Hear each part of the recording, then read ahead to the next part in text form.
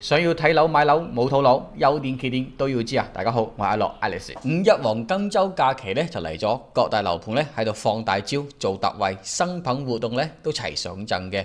畢竟咧有5日嘅公眾假期，係上半年最重要嘅假期，所以今集視頻咧匯總下中山城區樓盤嘅活動情況，亦都講下推薦樓盤，亦做下簡單嘅點評。嗱，我哋依家從中山最中心嘅位置萬象匯商場開始，因為呢邊咧係東區石岐嘅交界，市政府以及各大政要部門嘅所在位置，亦都係中山第一條地鐵嘅終點站興中站呢個位置啦。如果未來增加地鐵線路咧，呢個站點咧肯定要成為中山站樞紐站嚟嘅。萬象匯商場咧係中山最新最有人氣嘅商場之一，另一個咧就係富日城 Top Park。喺旁邊咧，亦都係假日廣場，食嘢咧比較多選擇，有博物館比較好行。入邊咧有間喜事多超市，買嘢咧反而咧比較接地氣嘅。晚上8點鐘之後咧，仲會打折扣嘅。喺西邊咧就係中山市人民醫院，最好嘅醫院。金英半山花園咧，佢最大嘅優勢咧就係無可複製嘅位置，商場地鐵口門口咧有香港直通車永東巴士嘅上落站。因為喺舊城區咧，嗱你隨便行路出去街邊食嘢咧，好有可能咧就係老字號或者網紅店啦。呢一個咧就係其他地方都比唔上嘅優勢。早期開發嘅樓盤就冇太多開揚嘅景觀。樓盤定位咧亦都係中高端，畢竟以前咧賣毛坯都要2萬蚊每平方嘅，依家咧只要喺度賣緊咧就係127平方嘅3房。嗱，依家200萬內咧就可以帶定製裝修交樓嘅，就係嗰種咧拎包入住嘅，屬於咧非常之高嘅交樓標準。見到效果咧，肯定都係中意嘅。早期嘅設計咧，面積就會偏大咗，總價咧就會抬高好多啦。其實咧單價係唔貴嘅，如果127平方係4房咧，就肯定抵啦。打一個唔係太恰當嘅比喻啊，相當於咧你要咗非常之靚嘅位置，就少咗一間房。呢一個選擇咧，其實都相當於早期本地人咧去偏遠少少嘅地方，旗杆新城買相同學區嘅，譬如話保利天君4房，就冇買喜悅軒嘅3房咧，一樣道理嚟嘅。另外咧，仲有188平方到255平方大戶型嘅尾貨。我哋依家從萬象匯商場往東南西北方向咧去睇樓盤，往北咧同樣就係石岐區，往東咧就係東區夥計區，往南咧就南區，往西過河咧就已經屬於西區嘅。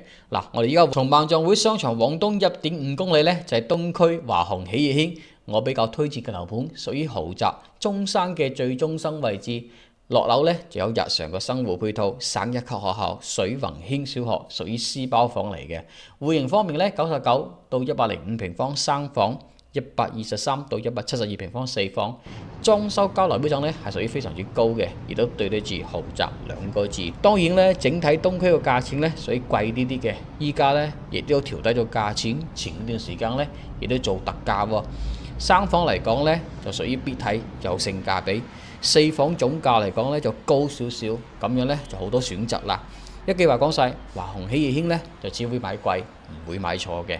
華鴻喺東區咧仲有一個曾經最貴嘅樓盤，華鴻龍悅軒啊，當年咧24000到3萬蚊每平方，係超過被按價賣嘅樓盤。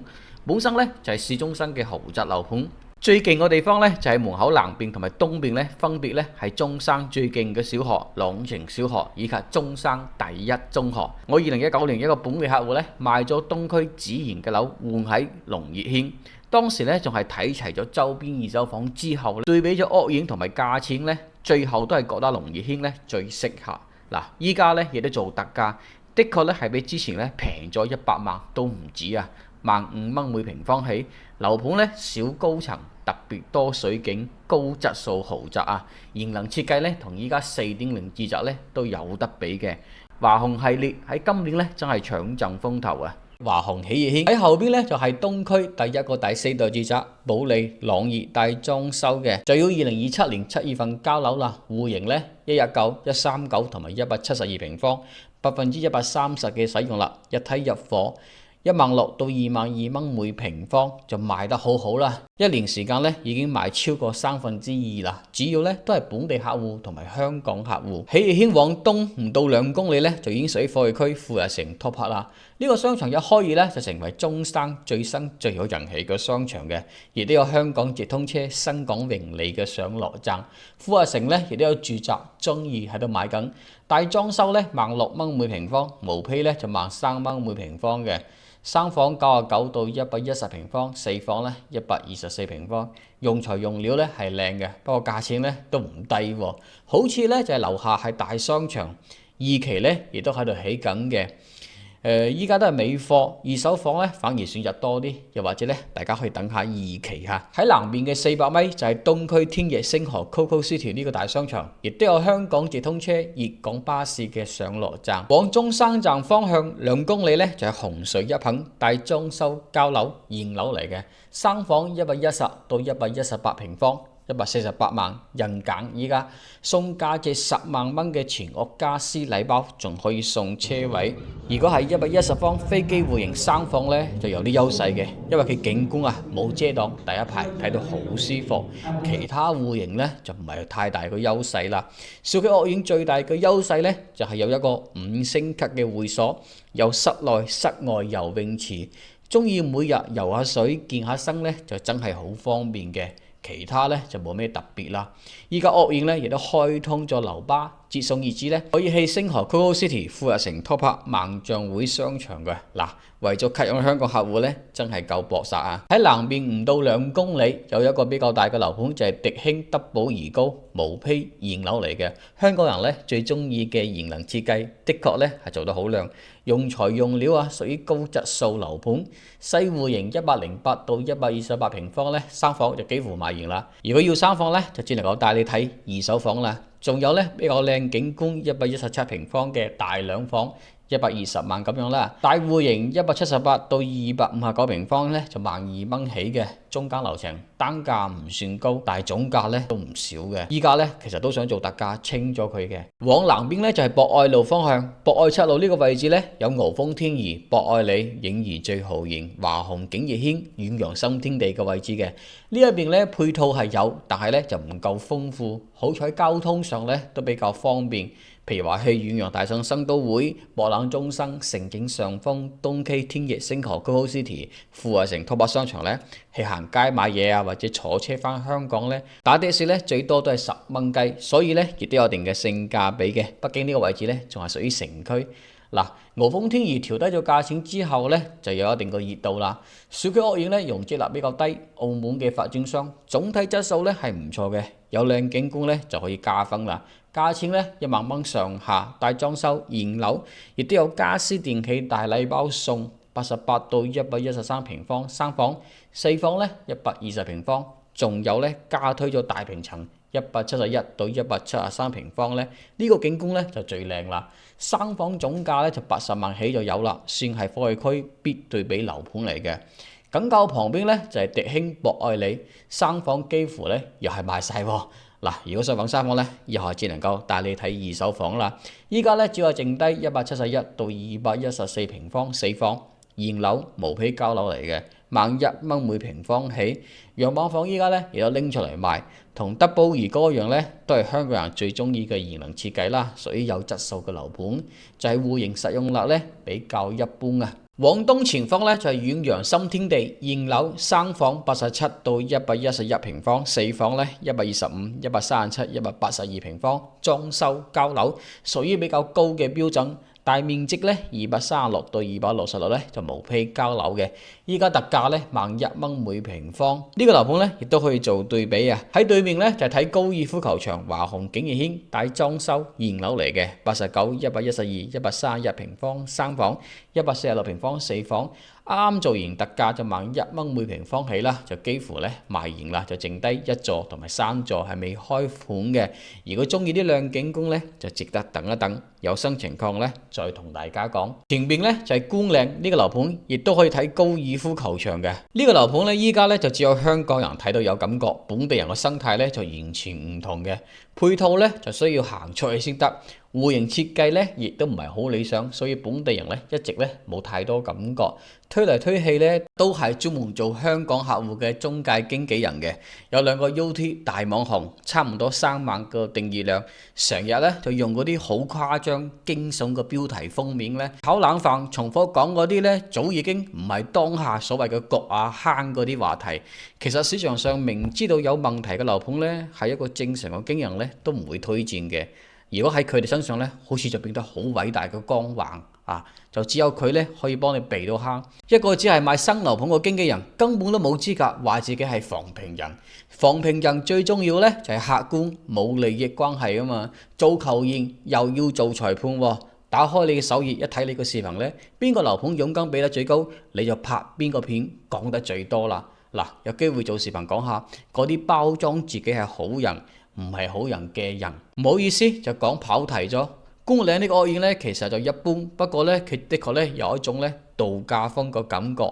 目前價錢咧11,000蚊每平方，89、98、108平方3房，120平方4房，仲可以送16套全屋家私電器。呢個樓盤咧就睇價錢，足夠靚嘅價錢咧先可以考慮下。喺對面咧就係富人區海欣新城，海欣宏鼎咧依家有2棟樓。第一排冇遮擋嘅，啱啱出咗備案價，16座322平方大平層，一梯兩伙嘅，全部咧統一價錢483萬，單價咧差唔多15,000蚊啦。17座咧就127同埋143平方兩隻戶型，其個單價咧全部咧都係10,000蚊每平方。嗱，依家咧最終價錢係未確定嘅，有最新情況咧再同大家講。再回到火炬東太陽城呢個位置，有越秀君悦大裝修現樓嚟嘅。單價咧11,000蚊每平方起，80到89平方3房，亦即係80幾萬起啦。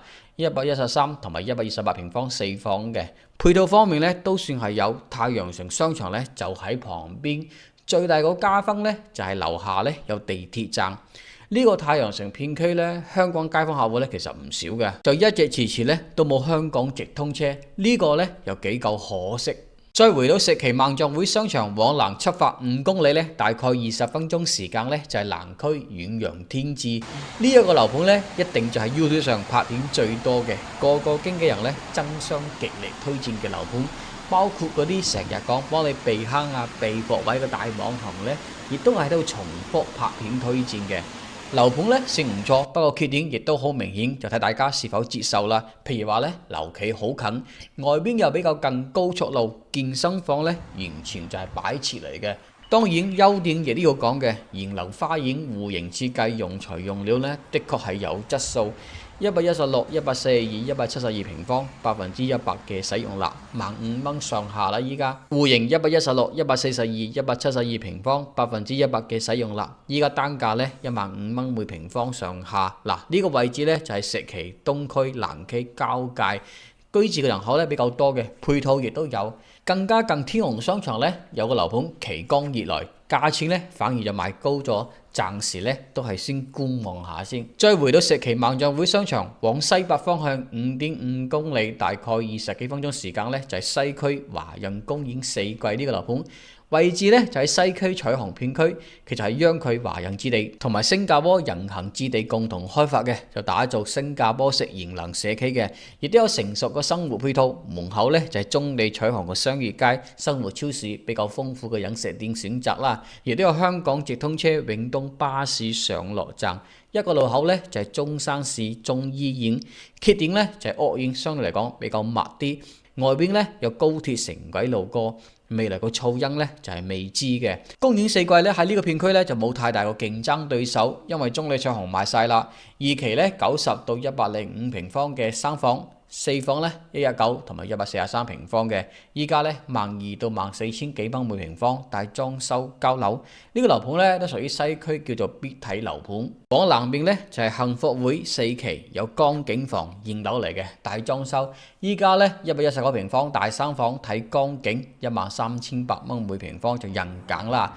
南邊正對江景咧，的確咧係比較少嘅，屬於比較稀缺啦。再回到石岐萬象匯商場往北34公里，大概13分鐘時間咧，就係石岐經濟總部石岐旗江新城呢個位置咧，分別咧有3個4代住宅，都係大單位4房起步嘅。龍湖香山頌、陰陽二神、城建綠城、江山和明。位置產品都好，因為佢可以同時享受旗江新城石岐經濟總部未來嘅發展紅利，亦都可以享受到石岐舊城區嘅配套，亦都有咧喺度起緊嘅地鐵站旗江新城站，都係只有幾百米嘅距離。石岐區最靚嘅學校咧，亦都喺呢一邊，省一級學校旗江實驗小學、石岐中學、華僑中學、中山實驗小學嘅。建華龍湖鄉山頌咧係屬於石岐第一個第四代住宅，2025年5月份開盤，468套房型咧，一年時間唔到，幾乎咧就清盤賣晒啦。石岐第二個第四代住宅咧，陰陽已神，開盤3個月，308套房型就已經網簽咗193套，網簽率咧62.7嘅，實際銷售咧就更加高。嗱，依家咧主要就剩低大戶型153平方，總價咧300到330萬，同埋179平方，總價咧大概370到410萬嘅。呢一個咧係酒店式嘅住宅，一梯一伙，入門咧有超大嘅花園庭院啦，主人房有大陽台，145%嘅使用率，產品咧係靚嘅。2027年年底交樓帶豪華裝修。另外一個最新嘅四代住宅咧就係城建落成江山和明，戶型咧119、139同埋179平方，裝修交樓就屬於騎樓啦。戶型咧就有好大亮點，第四代住宅嘅繼續升級版，除咗有最高145%嘅使用率之外咧，仲升級為南北通雙陽台設計嘅雙層跳高大露台。依家咧喺度做誠意登記認籌，亦即係支付寶凍結5萬蚊咧就可以優先揀房號啦。到時候開盤咧，如果價錢唔滿意咧，或者揀唔到啱自己心水嘅，就可以自動退翻俾你，冇手續費嘅。香港客戶特殊情況咧，誠意登記認籌金咧2萬蚊就可以啦。有需要嘅香港客戶咧，我亦都可以咧先幫你做誠意登記認個籌。5月3號咧就正式開放營銷中心以及樣板房。好，以上咧就係城區主要嘅對比樓盤，有100萬上下嘅，亦都有改善嘅大戶型，亦都有地理位置比較優異嘅，亦都有比較高嘅性價比。總之咧就冇全部聽經紀人嘅推薦。樓盤咧要多睇多對比嘅，先係真正了解。好，大家想了解中山之海，包括成個大灣區，無論新樓盤、第二手樓咧，都可以幫到你嘅。需要更詳細嘅樓盤情況以及優缺點咧，可以加我微信或者 WhatsApp。想睇樓可以接送大家過嚟實地考察，了解對比咗之後，慢慢再做選擇。關注訂閱我，睇樓買樓冇套路。